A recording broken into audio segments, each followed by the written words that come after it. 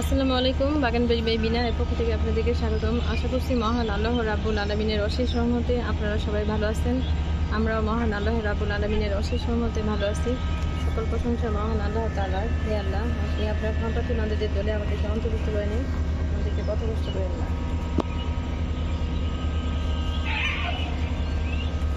কিছু মিষ্টি কুমড়ার শাক কেটে নিব।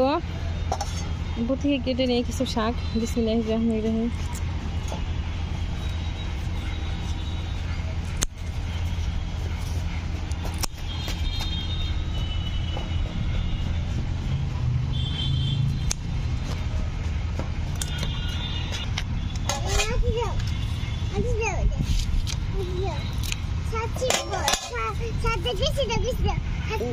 বিসমিল্লাহ বলে কাটো। বিসমিল্লাহ।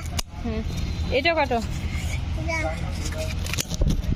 আমাকে দাও একটা, আমি কেটে দিই। উপর থেকে কেটে দিই একটা।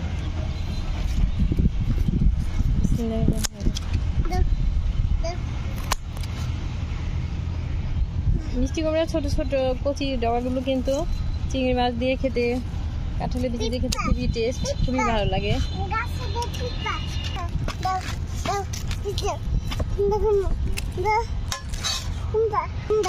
আব্বু এটা কাটো, এটা কাটো। বিসমিল্লাহ বলো।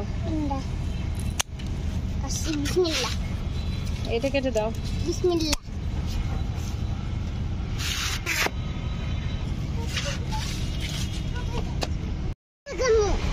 আমি লাউ গাছ আবার আমার ছাদ বাগানে লাগাইছি, সেই ভিডিও আপনাদেরকে দেখাতে পারি নাই। দেখুন লাউ গাছটা কত বড় হচ্ছে, মাশাআল্লাহ, আলহামদুলিল্লাহ, মহান আল্লাহ রাব্বুল আলামিনের অশেষ রহমত। না বই এটা কাটে না। এখন আমি এটা 1G কাটিং করে দিব। 1G কাটিং করার আগেই দেখুন এখানে শাখা পোশাখা বের হয়েছে। এই যে একটা, দুইটা, তিনটা, চারটা। 1G কাটিংয়ের অনেক সুবিধা। যদি 1G কাটিং করে দিই তাহলে সেখানে দেখা যাবে অনেক শাখা পোশাখা বের হবে। আবার কি হবে, এখানে স্ত্রী ফুল আসবে। 2G কাটিং করলে অনেক বেশি পরিমাণে স্ত্রী ফুল আসবে। দেখুন এখান থেকে আগা থেকে একটুখানি কেটে দিব, তাহলে এটা 1G কাটিং হয়ে যাবে। এখানেও আমি লাউ গাছ লাগাইছি। দেখুন এটাও মাথায় উঠে গেছে, এটা 1G কাটিং করে দিছি। এখানেও লাগানো হয়েছে, এটা 1G কাটিং করা হয়েছে। এটা আমি 1G কাটিং করে দিই। বিসমিল্লাহির রহমানির রহিম। কিছুদিন আগে আমি যে হলুদ গাছ লাগাইছিলাম, দেখুন কি সুন্দর হলুদ গাছগুলো বড় হয়েছে। কোনো যত্ন নেই এমনি শুধু লাগাই দিয়েছিলাম, তারপরেও দেখুন কত সুন্দর হয়েছে। আর আমার বাগান বাড়িতে প্রচুর পাখির খুবই কিচিরমিচির শব্দ শুনতে খুবই ভালো লাগে।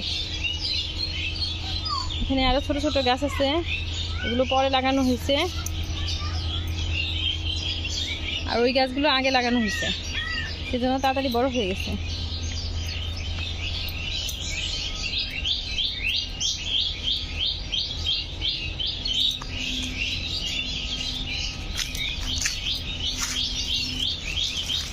হলুদ গাছে তেমন কোনো যত্ন লাগে না, কিন্তু প্রচুর হলুদ হয়। আদা গাছে কিন্তু অনেক যত্ন লাগে। আর এই হলুদ গাছগুলো পরে লাগানো হয়েছে, এগুলো আস্তে আস্তে বড় হবে।